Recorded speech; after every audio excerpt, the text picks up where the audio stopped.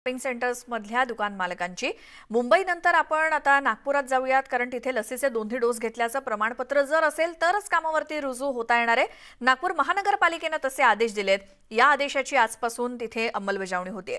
त्यामुळे दुसरा डोस घेतल्यानंतर 14 दिवसांनीच कर्मचाऱ्यांना कामावर रुजू होता येईल असे आदेश नागपूर महानगरपालिकेने दिलेत. आमचे प्रतिनिधी तुषार कोहळे आपल्या सोबत आहेत. तुषार, आता जे काही सुधारित नवनवीन नियम नागपूरसाठी काय आहेत अपडेटेड, त्यासाठी काय अटी शर्ती आहेत? मागच्या आठवड्यामध्ये नागपूर महानगरपालिकेने जो आदेश काढला होता त्यामध्ये मॉलला 10 वाजेपर्यंत सुरू ठेवण्याची परवानगी देण्यात आलेली होती. मात्र काल रात्री जो आदेश काढला त्यानुसार आता मॉल तर 10 वाजेपर्यंत सुरू राहणार आहे, पण एक अट महत्त्वाची त्यामध्ये टाकलेली आहे की मॉलमध्ये जे काम करणारे सर्व कर्मचारी आहेत त्या सर्व कर्मचाऱ्यांना 2 डोस घेतलेले प्रमाणपत्र असणं हे बंधनकारक करण्यात आलेलं आहे. आणि नुसतं बंधनकारक करण्यात आलेलं नाही तर 14 दिवसाआधीचं ते प्रमाणपत्र असणं देखील गरजेचं आहे. त्यामुळे आजपासनं मॉलमध्ये जे कर्मचारी आहेत ज्यांनी जर का दुसरा डोस घेतला नसेल, ज्यांच्याकडे प्रमाणपत्र नसेल, त्यांना कामावर रुजू होता येणार नाही. पहिले त्यांना दुसरा डोस घ्यावा लागेल आणि नंतर प्रमाणपत्र घ्यावं लागेल. आम्ही जेव्हा मॉल मालकांसोबत जेव्हा बोललो तेव्हा त्यांनी सांगितलं की त्यांच्या बहुतांश जे कर्मचारी त्यांचा पहिला डोस झालेला आहे, त्यामुळे त्यांची देखील आता तारेवरची कसरत आहे. कारण की अनेक मॉलचे जे कर्मचारी आहेत त्यांचा दुसरा डोस व्हायचा आहे, कारण की लसीचा तुटवडा होता, अनेक ठिकाणी लसीकरण होत नव्हतं. त्यामुळे आता ज्या कर्मचाऱ्यांकडे दुसरं प्रमाणपत्र आहे डोसचं, त्याच कर्मचाऱ्यांवर आता मॉल मालकांना आपला आजचा किंवा या पुढचा कारभार चालवावा लागेल. त्यामुळे माल मालकांना देखील मोठ्या प्रमाणामध्ये तारेवरती कसरत करावी लागेल. यासोबतच तिथे 18 वर्षाखालचे जे वयोगटाचे जे कोणी मॉलमध्ये येणारे नागरिक असेल किंवा मुलं असेल त्यांना ओळखपत्र दाखवून आतमध्ये प्रवेश दिला जाईल. कारण की 18 वर्षाखालील जे मुलं आहे त्यांचं लसीकरण झालेलं नाही, मग त्यांना आतमध्ये प्रवेश द्यायचा असेल तर त्यांना वयाचं प्रमाणपत्र असणं बंधनकारक करण्यात आलेलं आहे. त्यामुळे एकंदरीतच नागपूरमध्ये या नव्या नियमामुळे निश्चितच मालकांची जी डोकेदुखी आहे ती वाढलेली. आपण बघू शकतो सध्या आम्ही सेंट्रल मॉलच्या समोर आहे. इथे सध्या तरी सकाळच्या पहिल्या सत्रामध्ये मॉल अजून सुरू झालेला नाही.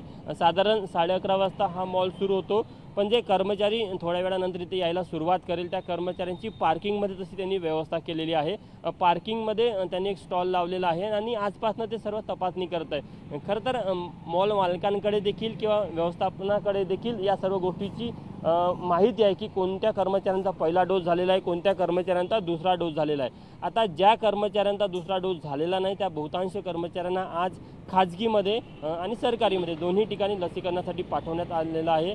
बहुतांश कर्मचारी हे खाजगीमध्ये जाऊन लवकरात लवकर लसीकरण घेऊन येत आहे, पण त्यामध्ये जे बंधन टाकलेलं आहे 14 दिवसाआधीचं प्रमाणपत्र असणं गरजेचं आहे. त्यामुळे त्यांनी आज पालिकेला विनंती केली आहे, यांच्याकडनं विनंती करण्यात येणार आहे की जे 14 दिवसाचं जे बंधन आहे, 14 दिवसाआधी लसीकरणाचा दुसरा डोस घेतल्याचं जे बंधन टाकण्यात आलेलं आहे ते कमी करावं. 2 डोसचं प्रमाणपत्र हे ठीक आहे, पण 14 दिवस आधीचं प्रमाणपत्र मिळवण्यामध्ये 14 दिवस परत किंवा व्यवस्थापनाला पूर्ण त्रास होणार आहे. तर त्यातला दिलासा द्यावा अशी देखील त्यांची मागणी. आता आज नागपूर महानगरपालिका या संदर्भात काय विचार करतं हे देखील बघणं महत्त्वाचं ठरणार आहे. बरोबर तुषार, आणि आपण थेट आता या दुकान मालक संघटनेचे वीरेन शहा आपल्या सोबत आहेत, त्यांनाच विचारूयात.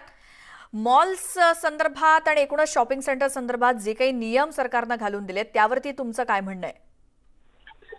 देखिए, पूरे भारत में सिर्फ महाराष्ट्र में ही है जिस प्रकार से रेस्ट्रिक्शन दिया जा रहा है, और उसका जो रेस्ट्रिक्शन है एक तो 84 डेज का है और 15 दिन 99 डेज तक आप सेकेंड डोज के बाद, फर्स्ट डोज के बाद आप मॉल में काम नहीं कर सकते. मतलब जो 18 से 44 साल के उम्र के जो यंगस्टर्स है, और जो करीबन पूरे महाराष्ट्र में करीबन 2 लाख ऐसे वर्कर्स है पूरे मॉल के एरिया में और मॉल के दुकानों में, जो ये 99 डेज उनको घर पे बैठना पड़ेगा क्योंकि डोजेज अवेलेबल नहीं है फ्रीली.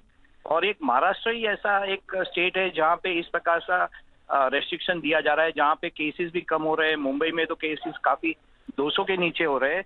अभी सरकार को इसके ऊपर सोचना चाहिए, क्योंकि एक बाजू वैक्सीनेशन भी अवेलेबल नहीं है, दूसरी बाजू लोगों को काम भी करना है, केसेस भी कम हो रहे हैं. अभी बैलेंस करना बहुत जरूरी है. सरकार को इमीडिएटली इसके ऊपर निर्णय लेना पड़ेगा. जो 15 दिन का समय है वो तो वो निकाल सकते हैं. दूसरा, सेंटर को एक रिक्वेस्ट भेजना पड़ेगा जो 84 डेज का है वो कम किया जाए. जो पहले था 4 वीक्स to 6 वीक्स, वो हिसाब से जो इंटरनेशनल के हिसाब से वो हिसाब से भारत में करना चाहिए. तभी वैक्सीन की सप्लाई कम थी, इसके लिए ये लंबा किया था, ऐसे सबका मानना है। तो अभी वो लेंथ है, वो लेंथ नंबर ऑफ डेज जो फर्स्ट डोज और सेकेंड डोज के बीच का जो है वो कम करना चाहिए, और एटलीस्ट एक डोज जो लिया है उसको तो काम करने की एक जी परमिशन देनी चाहिए, क्योंकि एक डोज जाने के बाद भी 50% इम्यूनिटी होती है बॉडी के अंदर।